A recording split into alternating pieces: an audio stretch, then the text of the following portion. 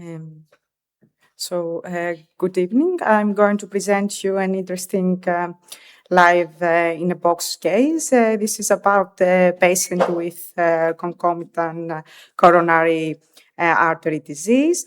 It's a female patient, 72 years old, with a lot of comorbidities, arterial hypertension, dyslipidemia, diabetes mellitus, left carotid endarterectomy and significant right carotid artery stenosis, RFA embolectomy in the past, COPD, solitary kidney, a CABG 20 years ago with a Lima 12AD and then SVG to OM, and a PCI to RCA 15 years ago, and known ischemic myocardiopathy with an ejection fraction of about 40%.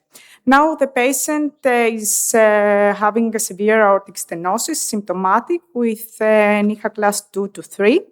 And as you can imagine, she has great, really high surgical risk scores with a Euro score of 22% and an STS of 9%. The echocardiogram shows the impaired ejection fraction and the calcified aortic valve, which has a mean gradient, as you can see, of 42 millimeters of mercury.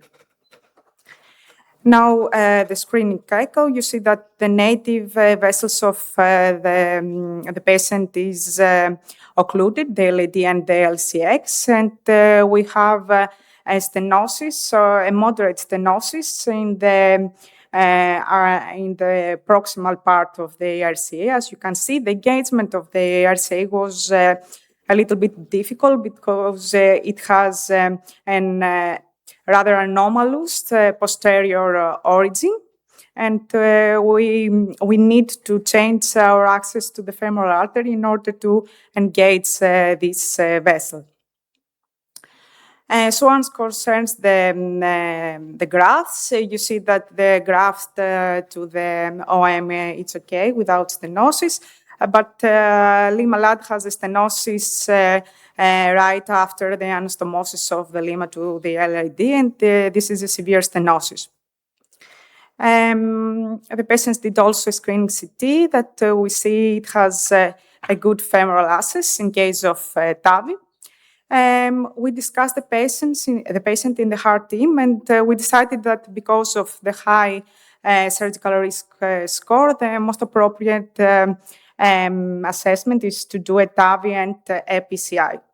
So we started with a PCI to the severe stenosis of the LAD. We pre-dilated with a balloon 2 to 15, and we after put a stent of 2.5 to 18, and that's the final result. And for the other stenosis, the moderate stenosis to the RCA, we did SPECT 1 month later, which showed the inferior wall ischemia. So we decided to do this angioplasty during the TAVI procedure in the same session. And now we wanted to select the best valve type for this patient. Our main factor that we got under consideration was the fact that we need to do concomitant PCI. So we chose the balloon expandable valve, and specifically we chose the Myval because we thought that it has some advantages in this specific case because it has a really short stent frame. From 17 to 21 millimeters, and 50% of this has open cells, so it gives us a possibility of good coronary access. Except of that, the frame is of cobalt that has high radiopassivity that also give us the opportunity to see the valve while doing the PCI. It has an external and a dual PET to minimize the potential of paravalvular leak. And we have, finally, we have a great, a large valve sizes to use in order to be as close to the anatomy as we can. So now we move on to the three-dimensional analysis of the patient. You see the dimensions and the calcium from LVOT to the STJ. The coronary heights were okay, low risk for coronary obstruction, and the patient had also an hypertrophic left ventricle with small cavity. As for the axis, we see that we have good potential of femoral axis bilaterally. We have some calcium in both iliac femoral arteries, but the sizes are okay for our axis. Based on the CT dimensions, the best valve size was that of 24.5 millimeters. So we move on to the procedure. The procedure was done under light sedation, and the main access for our valve was right femoral artery, and we also used the left femoral artery in order to do the angioplasty to the RCA and to have angiographic guidance. So in this patient, we chose to do the PCI and the RCA before the TAVI because we had this problem with the engagement of the RCA, and we wanted to be to have as unintended as we can access to the coronary ostium. So we puncture the left femoral artery under echo guidance and after the vein in order to put a pacemaker. After that, we puncture our main axis, which is the right femoral artery.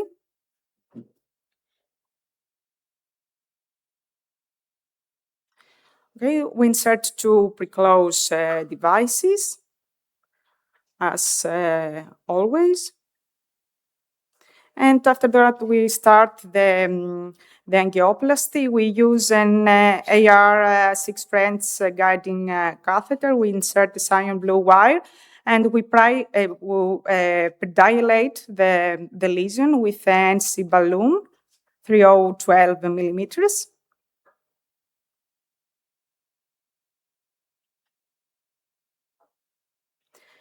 After that, we insert a stent, a non-extrude core stent, 3.5 to 18.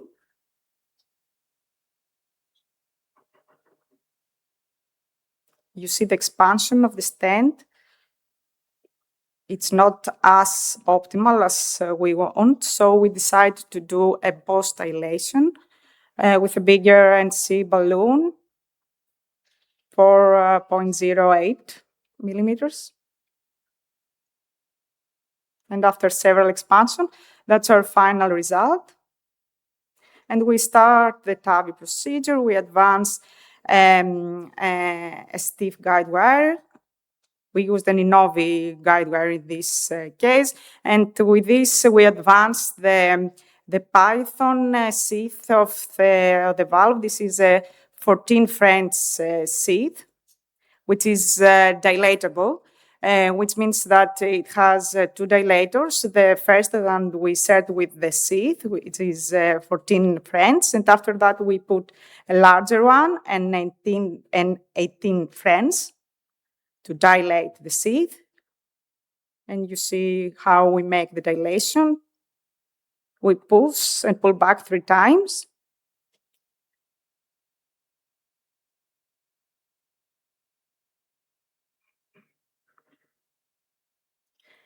And now we cross the valve. We insert our stiff wire, which is an Inovi small, as I said. We make a predilation with a Mammoth 20 to 40 millimeters balloon.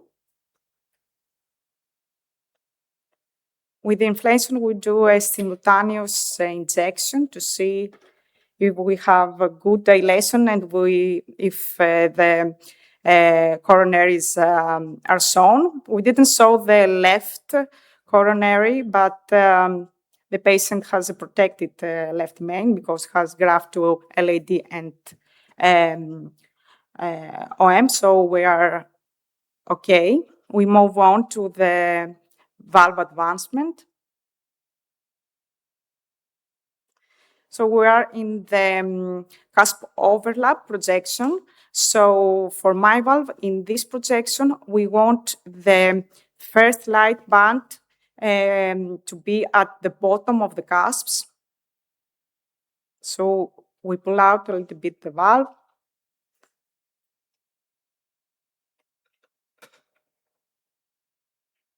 And you see now that we are in the correct position in order to start the inflation of the valve.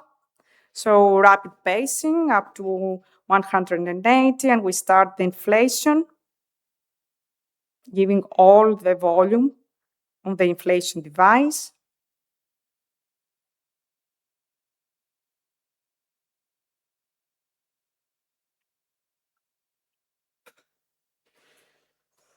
So we have a good result. We discussed if we need to do a post-dilatation, but we see from the angiography that we have no paravalvular regurgitation, and we also measured the gradient, and it was near zero. So we decided that we have an excellent result, and we don't need to go with post-dilation.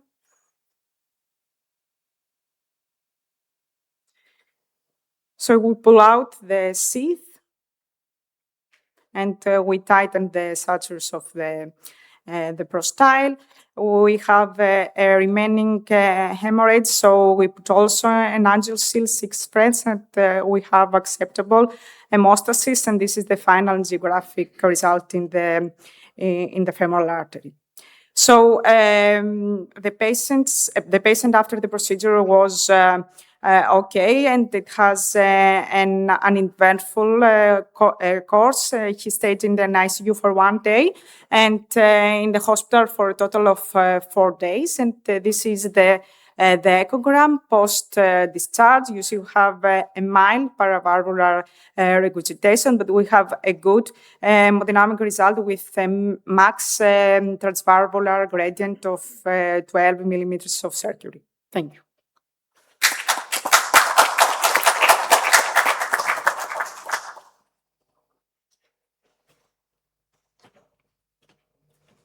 So thank you very much. Very nice demonstration. So protecting the coronaries and assuring that after the implantation of the valve, you have good coronary access is very important for me. So probably I would have chosen the same valve, a balloon expandable valve. Do you normally measure hemodynamics after the implantation of the valve? Is this your normal routine or not? Well, it depends. If most of the times we will have some idea either by measuring the hemodynamics or doing echocardiogram at the end of the procedure. So in almost all cases we do a transthoracic echo. I think 50% of the cases we do hemodynamics as well. If we are, if we are not 100% sure, especially with the balloon expandable platforms. Yes, because we know there's discrepancy after, because the next day or the following day you might see something different, and you said probably I should have taken also hemodynamic measurements. So this is something we do also. But I would like also your feedback and from Professor Dangas. So I read an article, it was about 4 months ago in JAG, about tissue fibrotic growth into the valves. And it was from 44 valves that were explanted, and they saw actually that there was fibrotic growth in also the balloon expandable frame and the self-expandable frame. And in these patients, about 15%, they could not recannulate the ostia of the coronary arteries. So we thought that something that we have already was behind us. I think that now we should still be very concerned, because we know with balloon expandable frames that most of the times the coronaries are above, or at least we have some kind of access. But we'd really like your input on this. Yeah, I mean, all these valves, whatever it is, any prosthesis is covered by something, by stuff. It never really is the way the day you put it. So there is some growth of different things around it. So if you're unlucky, you may get a lot of that. That's why I think we have to reconsider how to protect the valve short term in the early on, so to avoid excess of that and to, have serial risk studies of those things. I don't think it happens in every case, but in some case, maybe unlucky. Yeah. I think it happens, and but of course you get to have some halt on valves as well, and there are certain situations, not infrequent, I would say. So when we're doing a cardiac CT immediately, or a couple of days after the procedure, you get to have a hypertenuation in the cusp of the TAVR valve. So this is an area of concern, probably not clinically significant, but probably explanatory in terms of the high gradients that you get to have from time to time. So I don't know, but George did the Galileo study and suggested that we shouldn't decoagulate these patients, right, George? Well, I mean, that was a long-term study, but that's, that now we're coming back and say, you know what, maybe we should just consider doing it short-term. That is a very good result at the imaging level, very good result. Should we just truncate there? Yeah. And forget about the long term? It may be the short term, it's all you need. That is coming back, this kind of things to come back to haunt us, let's say. If you don't protect the valve, and later on you say, I wish I had. And, many people do imaging, have some gradient, then when decoagulate later, serial CTs every 3 months to see the effect. There is efficacy, and most of that goes away after a few months of some anticoagulation. Those things go away. So it's something to be said about that. It's just we don't exactly know who's going to develop that. So it's a little bit of an overkill to treat everybody for a very long time. But should we consider a shorter term, that might be, I think, well taken and not yet studied. Do you think it might make sense to be extra vigilant in the smaller frames, like the 20 Sapiens 23 and 23? Yeah, valve in valve, all those, there's a lot of metal and you're concerned this is going to, any valve in valve is a consideration. I don't know who is really in a danger for the 3 month of some medium level anticoagulation. I don't see that as a big problem. Yes. Most of the problems occurring here in the longer term, because things happen in the elderly patients, maybe the renal function goes down, all of a sudden the previously appropriate dose, now it's an overdose. These are the things you have to worry in the longer term with these direct anticoagulants. They get accumulation, and if there's an unfavorable fluctuation of the kidney failure, all of a sudden you're overdosing the patient without realizing it. But in the short term, I think you have all these things well under control and under supervision, quite at least. We have a question from the audience.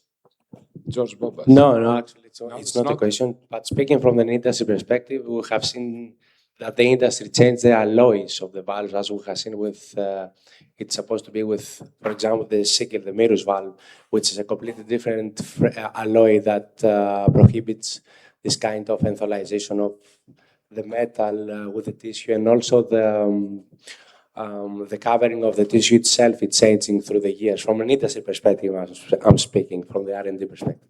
Okay. It's a big thing. So those change, the valve become shorter, the holes of the self-expanding valve become bigger. Industry is very responsive to these kinds of things, and we're going to see more of that. Good. So I think we have now some presentation by Vlasis Ninios. Yeah, he's online. Yes, Vlasis. I am online. I hope